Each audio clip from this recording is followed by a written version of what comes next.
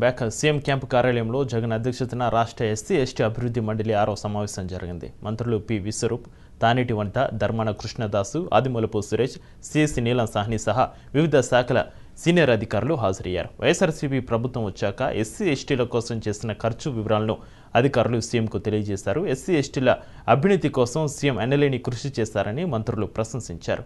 రాష్ట్ర చరిత్రలో ఎప్పుడూ లేని విధంగా ఆయా వర్గాలకు మేలు చేకూర్చారు అన్నారు.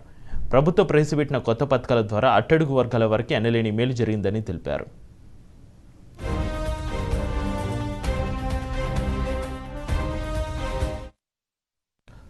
వైసీపీ ప్రభుత్వం వచ్చాక అనేక కొత్త సంక్షేమ కార్యక్రమాలను తీసుకొచ్చారన్నారు జగన్. అట్టడుగు వర్గాల సంక్షేమే లక్ష్యమన్నారు. సమాజంలో అట్టడుగు స్థానంలో ఉన్న పేదవాళ్ళకి ఎంత మేలు జరిగితే అంత మంచిదని ఆయన వ్యాఖ్యానించారు. ఆసరా, చేయుత పథకాలు ఏడాది కొత్తగా అమలు అవుతున్నాయి. దాంతో ఎస్సీ ఎస్టీలకు పెడుతున్న ఖర్చు మరింతగా పెరుగుతుందన్నారు. వైఎస్ఆర్ ఆసరా కింద కనీసం 25 లక్షల మంది మహిళలకు, వైఎస్ఆర్ చేయుత కింద దాదాపు 90 లక్షల మంది మహిళలకు లబ్ధి చేకూరుతుందని సీఎం జగన్ అన్నారు.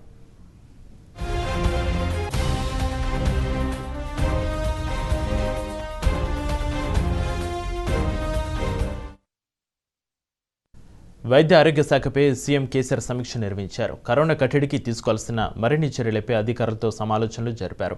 కరోనా బాధితులకు మెరుగైన వైద్యం అందించేందుకు ప్రభుత్వం సర్వం సిద్ధంగా ఉందన్నారు సీఎం కేసీఆర్. దాదాపు 3000 ఆక్సిజన్తో కూడిన బెడ్లు అందుబాటులో ఉన్నాయన్నారు. కరోనా బాధితులు ప్రైవేటు ఆసుపత్రుల్లో చికిత్స పొందాల్సిన అవసరం లేదన్న సీఎం కేసీఆర్ ఎంతమందికైనా సేవలు అందించేందుకు ప్రభుత్వం సిద్ధంగా ఉందన్నారు. రాష్ట్రంలో రికవరీ రేటు చాలా ఎక్కువగా ఉందని సీఎం కేసీఆర్ తెలిపారు. కరోనాతో సహజీవనం చేయక తప్పని పరిస్థితి వచ్చిందని ఆయన వ్యాఖ్యానించారు.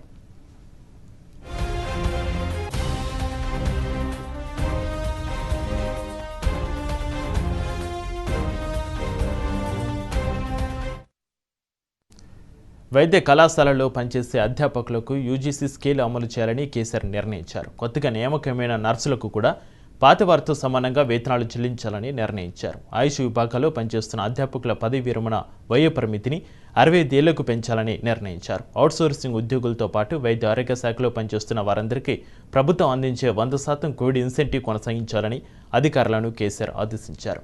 పీజీ పూర్తి చేసిన 1200 మంది వైద్యులను ప్రభుత్వ సర్వీసులోకి తీసుకోవాలని అధికారులను ఆదేశించారు. ప్రైవేటు ఆసుపత్రుల్లో బెడ్ల కృత్రిమ కొరత సృష్టిస్తే ప్రభుత్వం కఠినంగా వ్యవహరిస్తుందని, ప్రతి ఆసుపత్రి తమ వద్ద ఎన్ని బెడ్లు ఉన్నాయి, అందులో ఎన్ని ఖాళీగా ఉన్నాయి అనే విషయాలను బహిరంగపరచాలన్నారు కేసీఆర్. ప్రభుత్వానికి ఎప్పటికప్పుడు వివరాలు తెలియజేయాలని ఆదేశించారు.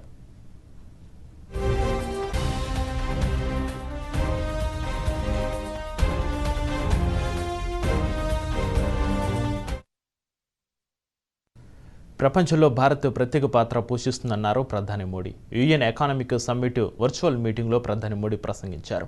కరోనా నియంత్రణకు అన్ని దేశాలతో కలిసి పనిచేస్తున్నామన్నారు. అందరితో కలిసి పురోగతి సాధించాలనేదే మా నినాదమని ప్రధాని చెప్పారు. భారత అభివృద్ధికి అనేక చర్యలు తీసుకుంటున్నామని మోడీ వెల్లడించారు. Million women are elected representatives of our local governments, leading the process of participatory development. In the last 6 years, we opened 400 million bank accounts for the unbanked, out of which 220 million are owned by women. We have leveraged the power of technology for financial inclusion. This is based on the trinity of a unique identity number, a bank account, and a mobile connection for everyone. It has allowed us to make direct benefit transfer of $150 billion to over 700 million persons. Our food security program reached 830 million citizens. Our Housing for All program will ensure that every Indian will have a safe and secure roof over her head by 2022, when India completes 75th year as an independent nation. లడఖ్లో సరిహద్దు వద్ద చైనాతో ఘర్షణ తలెత్తిన నేపథ్యంలో రక్షణ మంత్రి Rajnath Singh లేహ్లోని స్తక్నా forward ఏరియాను సందర్శించారు. అక్కడ ఆయన సైనిక అధికారులతో మాట్లాడారు. ఆ తర్వాత పారాడ్రాపింగ్, స్కోపింగ్ ఆయుధాలను పరిశీలించారు. రక్షణ మంత్రి రాజ్నాథ్ 2 రోజుల పాటు లడఖ్, కాశ్మీర్లో పర్యటించనున్నారు. లేహ్లో ఉన్న స్తక్నా ఫార్వర్డ్ పోస్టును విజిట్ చేశారు. అక్కడ సైనిక అధికారులతో చర్చించారు. CDS chief general Bipin Rawat, army chief Naravane కూడా రక్షణ మంత్రి రాజ్నాథ్తో ఉన్నారు.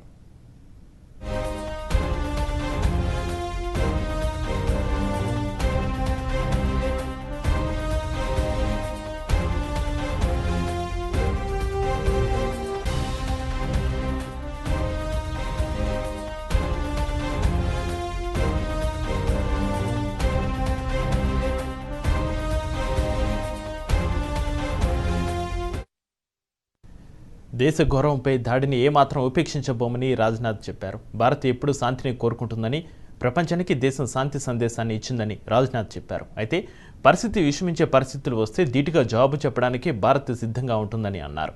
భారత భూభాగాన్ని ఒక్క అంగుళం కూడా ఎవరూ తాకలేరని, ఒక్క అంగుళం కూడా ఆక్రమించలేరని చెప్పారు రాజ్నాథ్.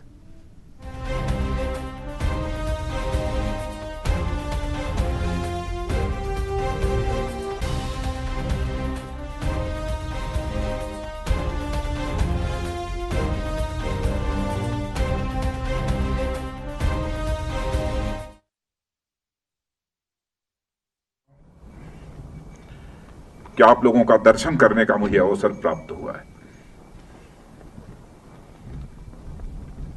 मैं यह मानता हूं अपने सेना के जवानों के संबंध में कि वह केवल एक सेना के बहादुर जवान ही नहीं है, बल्कि वह सचमुच भारत की आन, बान और शान है।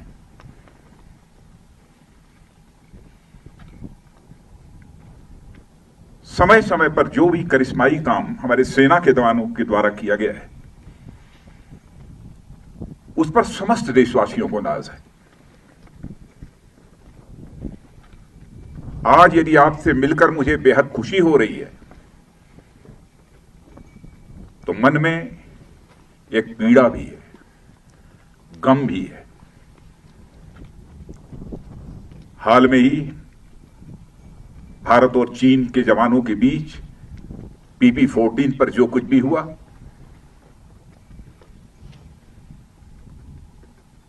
उसमें हमारे कुछ जवानों ने अपना बलिदान देते हुए अपनी सीमा की सुरक्षा की है।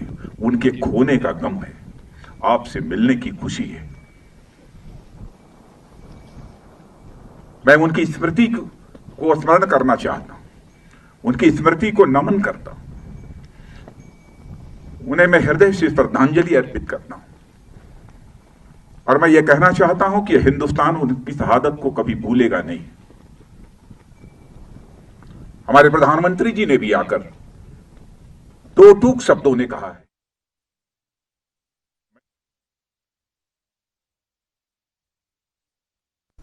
ఇవి బులెటిన్ విశేషాలు. State to Raj news.